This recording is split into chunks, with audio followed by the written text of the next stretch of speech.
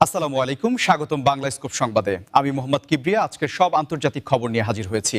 শুরুতেই জানিয়ে দিব সংবাদ শিরোনাম, তারপর বিস্তারিত। ২ বছর ধরে চলা গণহত্যা ও যুদ্ধে গাজার ৮০% খ্রিস্টান বাড়ি ধ্বংস। সুদানে ড্রোন হামলায় শিশুসহ নিহত ১০ জন। ইসরায়েলি বাহিনীর সক্ষমতা মারাত্মকভাবে হ্রাস পেয়েছে। যুক্তরাষ্ট্রের সমালোচনার পর হাইপারসনিক ক্ষেপণাস্ত্র ছুড়ল উত্তর কোরিয়া। ভেনেজুয়েলায় মার্কিন হামলার নিন্দা জানিয়েছে রাশিয়া ও চীন। আসসালামু আলাইকুম, স্বাগতম জানাচ্ছি বাংলা স্কুপ সংবাদে। আমি মোহাম্মদ কিবরিয়া। এতক্ষণ শুনছিলেন সংবাদ শিরোনাম, এবার বিস্তারিত। গাজা উপত্যকায় দীর্ঘ ২ বছর ধরে চলা ভয়াবহ সংঘাতের ফলে যে মানবিক বিপর্যয় তৈরি হয়েছে তা এখন এক অবর্ণনীয় পর্যায়ে পৌঁছেছে এবং বিশেষ করে সেখানকার খ্রিস্টান সম্প্রদায়ের উপর এর প্রভাব পড়েছে মারাত্মকভাবে। বিভিন্ন আন্তর্জাতিক সংবাদ মাধ্যম এবং স্থানীয় মানবাধিকার সংস্থাগুলোর দেওয়া তথ্য অনুযায়ী গাজায় বসবাসরত খ্রিস্টান পরিবারের প্রায় ৮০% ঘরবাড়ি পুরোপুরি ধ্বংস হয়ে গেছে অথবা বসবাসের অনুপযোগী হয়ে পড়েছে। এই পরিসংখ্যানটি শুধুমাত্র একটি সংখ্যা নয়, বরং এটি একটি প্রাচীন সম্প্রদায়ের অস্তিত্ব সংকটের গল্প তুলে ধরে। আপনারা যারা ইতিহাস পছন্দ করেন তারা জানেন যে গাজায় খ্রিস্টানদের উপস্থিতি প্রায় ২০০০ বছরের পুরনো, কিন্তু চলমান এই দীর্ঘস্থায়ী যুদ্ধের ভয়াবহতা তাদের সেই প্রাচীন ঐতিহ্যকে আজ বিলুপ্তির পথে ঠেলে দিচ্ছে। গত ২৪ মাসে গাজার বিভিন্ন এলাকায় যেভাবে অবকাঠামোগত ধ্বংসলীলা চালানো হয়েছে তাতে শিক্ষা প্রতিষ্ঠান, হাসপাতাল এবং উপাসনালয়ের পাশাপাশি সাধারণ মানুষের ঘরবাড়িও রেহাই পায়নি। বিশেষ করে উত্তর গাজা এবং গাজা সিটিতে থাকা খ্রিস্টান বসতিগুলো এখন ধ্বংসস্তূপে পরিণত হয়েছে। স্থানীয় বাসিন্দারা জানিয়েছেন যে তাদের পূর্বপুরুষদের তৈরি করা ঘরবাড়িগুলো, যেখানে প্রজন্মের পর প্রজন্ম তারা বসবাস করে আসছিলেন, সেগুলো এখন ধুলোয় মিশে গেছে।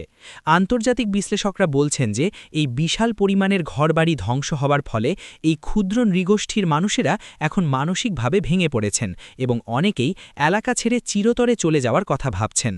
অর্থনৈতিকভাবে এই পরিবারগুলো এখন পুরোপুরি নিঃস্ব, কারণ তাদের উপার্জনের উৎস এবং স্থাবর সম্পত্তি সবই এখনই যুদ্ধের কবলে পড়ে শেষ হয়ে গেছে।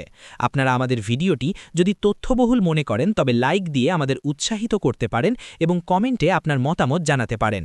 এই পরিস্থিতির ভয়াবহতা আরও বেড়ে যায় যখন দেখা যায় যে গির্জা বা গির্জা সংলগ্ন এলাকাগুলো, যেখানে মানুষ নিরাপদ আশ্রয়ের জন্য ছুটে গিয়েছিল, সেখানেও হামলা হয়েছে।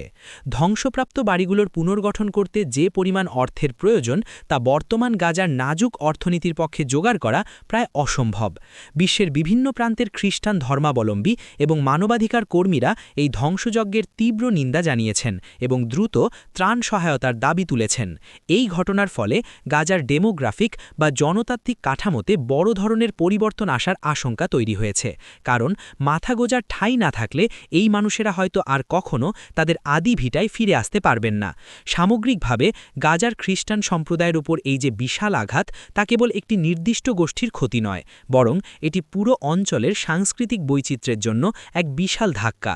সংঘাতের এই দীর্ঘ সময়ে তারা কেবল তাদের প্রিয়জনদেরই হারাননি, হারিয়েছেন তাদের স্মৃতি এবং পরিচয়বাহী স্থাপনাগুলো। বর্তমান বিশ্বের এই জটিল পরিস্থিতিতে গাজার এই অসহায় মানুষের পাশে দাঁড়ানো এবং তাদের অধিকার রক্ষা করা আন্তর্জাতিক সম্প্রদায়ের জন্য এক বড় চ্যালেঞ্জ হয়ে দাঁড়িয়েছে। সুদানের চলমান অভ্যন্তরীণ অস্থিরতা এবং সশস্ত্র সংঘাতের খবর আমাদের নিয়মিত ব্যথিত করছে। তবে সম্প্রতি সুদানে ড্রোন হামলার ফলে শিশুসহ ১০ জনের প্রাণহানির ঘটনাটি আন্তর্জাতিক অঙ্গনে নতুন করে উদ্বেগের সৃষ্টি করেছে। সুদানের বিভিন্ন অঞ্চলে যখন ক্ষমতার লড়াই তুঙ্গে, তখন এই ধরনের অত্যাধুনিক প্রযুক্তির ড্রোন হামলা বেসামরিক নাগরিকদের জীবনকে চরম ঝুঁকির মুখে ঠেলে দিচ্ছে। প্রত্যক্ষদর্শীদের মতে একটি জনবহুল এলাকায় হঠাৎ করেই এই ড্রোন হামলা চালানো হয়, যেখানে সাধারণ মানুষের কোনো সামরিক সম্পৃক্ততা ছিল না, এবং দুঃখজনকভাবে সেখানে খেলাধুলা করার সময় বেশ কয়েকজন শিশু প্রাণ হারায়। এই ঘটনাটি আবারও প্রমাণ করে যে আধুনিক যুদ্ধে ড্রোনের ব্যবহার কতটা ভয়াবহ হতে পারে যখন তা সঠিক লক্ষ্যবস্তু নির্ধারণে ব্যর্থ হয় অথবা সাধারণ মানুষের বসতিপূর্ণ এলাকায় ব্যবহার করা হয়।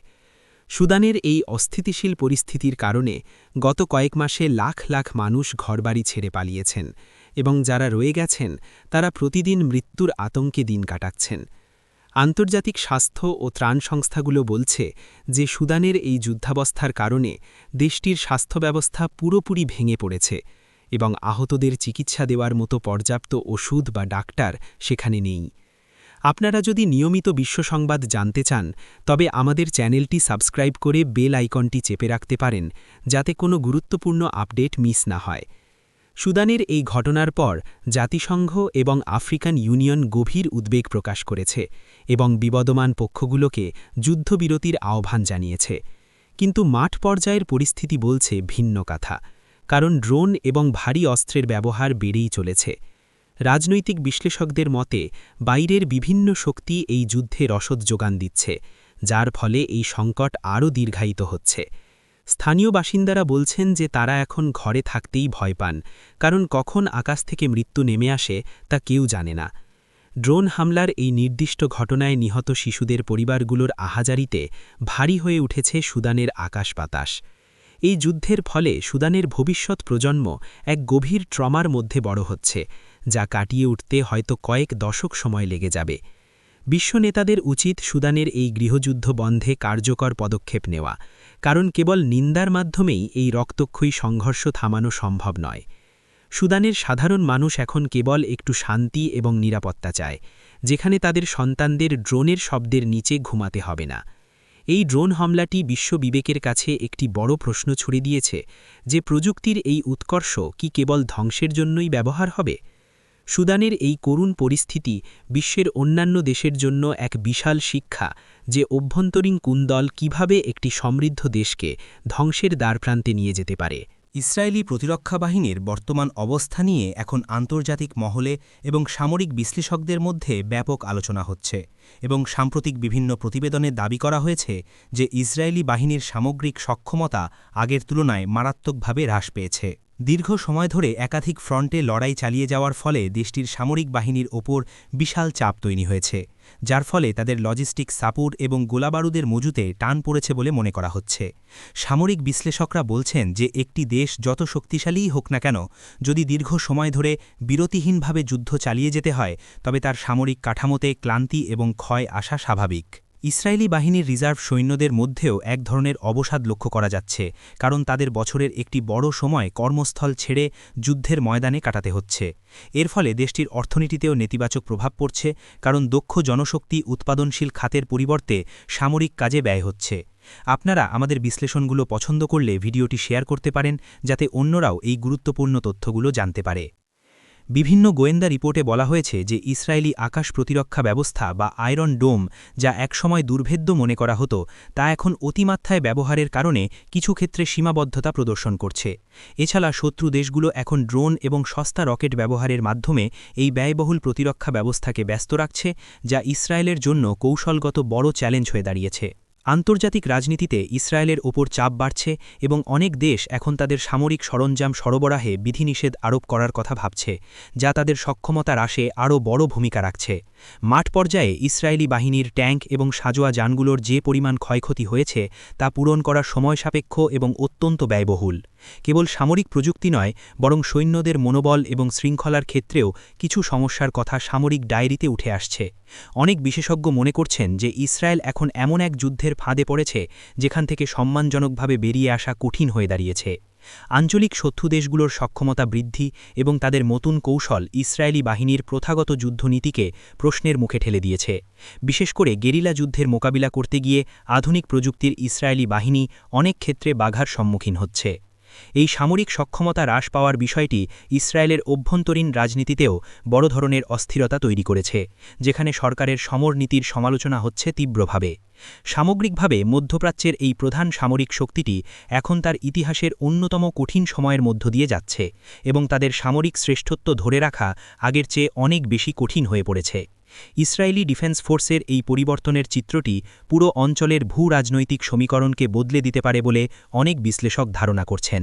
উত্তর কোরিয়া এবং যুক্তরাষ্ট্রের মধ্যে বিদ্যমান উত্তেজনা আবারও নতুন উচ্চতায় পৌঁছেছে যখন পিয়ংইয়ং সম্প্রতি একটি হাইপারসনিক ক্ষেপণাস্ত্র পরীক্ষা চালিয়েছে। যুক্তরাষ্ট্রের পক্ষ থেকে উত্তর কোরিয়ার পারমাণবিক এবং ক্ষেপণাস্ত্র কর্মসূচির কঠোর সমালোচনা করার মাত্র কয়েক ঘণ্টার মধ্যেই কিম জং উন প্রশাসন এই পদক্ষেপ গ্রহণ করে। হাইপারসনিক ক্ষেপণাস্ত্র প্রযুক্তি অত্যন্ত উন্নত এবং আধুনিক, যা শব্দের গতির চেয়ে কয়েক গুণ দ্রুত ছুটতে পারে এবং মাঝপথে দিক পরিবর্তন করার ক্ষমতা রাখে, যার ফলে প্রচলিত রাডার বা প্রতিরক্ষা ব্যবস্থা দিয়ে একে আটকানো প্রায় অসম্ভব। উত্তর কোরিয়া এই পরীক্ষার মাধ্যমে বিশ্বকে এই বার্তাই দিতে চেয়েছে যে বাইরের কোনো চাপ বা নিষেধাজ্ঞার কাছে তারা নতি স্বীকার করবে না। পেন্টাগন এবং মার্কিন পররাষ্ট্র দপ্তর এই ক্ষেপণাস্ত্র পরীক্ষাকে উস্কানিমূলক বলে অভিহিত করেছে এবং জানিয়েছে যে এটি আঞ্চলিক স্থিতিশীলতা নষ্ট করছে। বিপরীতে উত্তর কোরিয়ার পক্ষ থেকে দাবি করা হয়েছে যে তাদের এই কর্মসূচি কেবল আত্মরক্ষার উদ্দেশ্য এবং তারা তাদের সার্বভৌমত্ব রক্ষায় যে কোনো আধুনিক অস্ত্র তৈরি করতে বদ্ধপরিকর। ভিডিওটি তথ্যবহুল মনে হলে লাইক দিয়ে আমাদের সাথে থাকুন এবং সাবস্ক্রাইব করতে ভুলবেন না।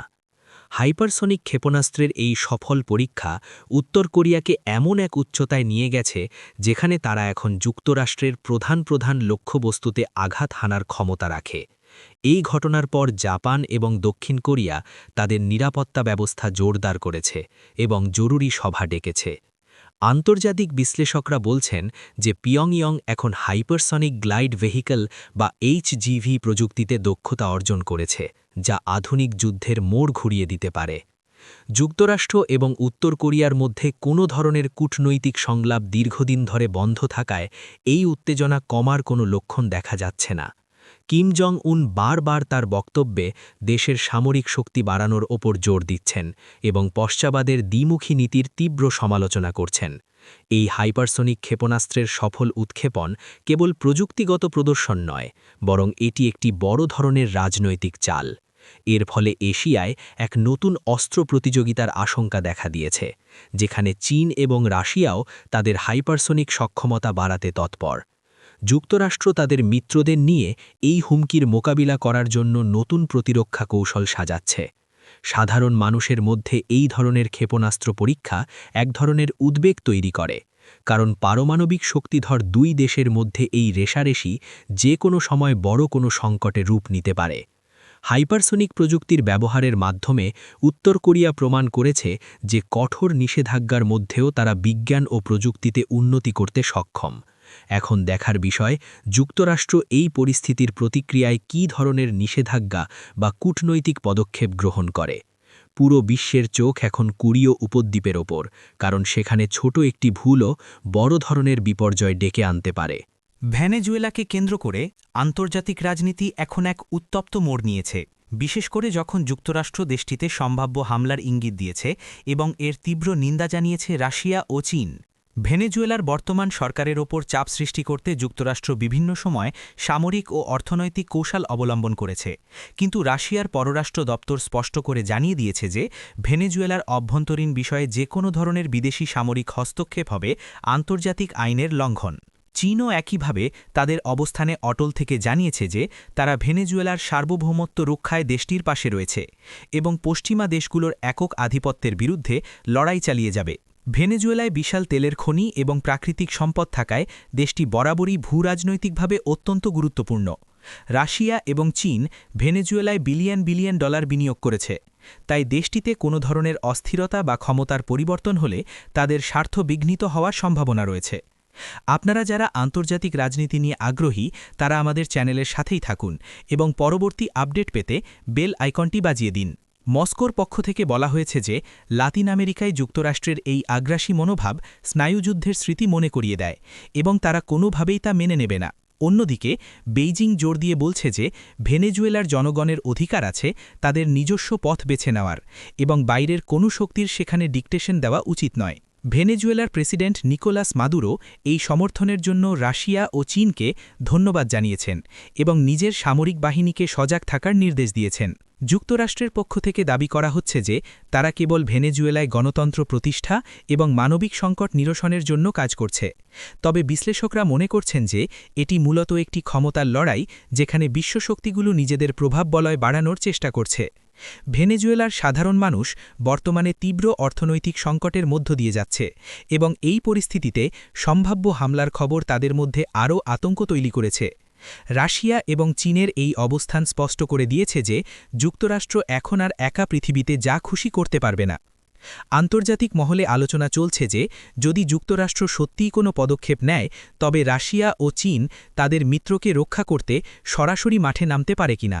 এই ত্রিমুখী লড়াই কেবল একটি দেশের বিষয় নয়, বরং এটি বর্তমান বিশ্বের মাল্টিপলার বা বহুমুখী ক্ষমতার ভারসাম্যকে ফুটিয়ে তুলছে।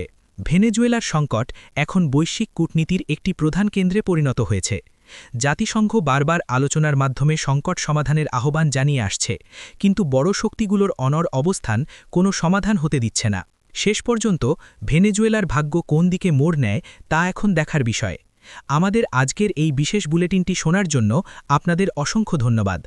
ভিডিওটি ভালো লাগলে লাইক দিন, কমেন্টে আপনার মতামত শেয়ার করুন এবং নিয়মিত নিউজ আপডেট পেতে আমাদের চ্যানেলটি সাবস্ক্রাইব করে রাখুন। আগামী ভিডিওতে আপনাদের সাথে আবারও দেখা হবে। ততক্ষণ সবাই ভালো থাকুন, সুস্থ থাকুন। বিদায়।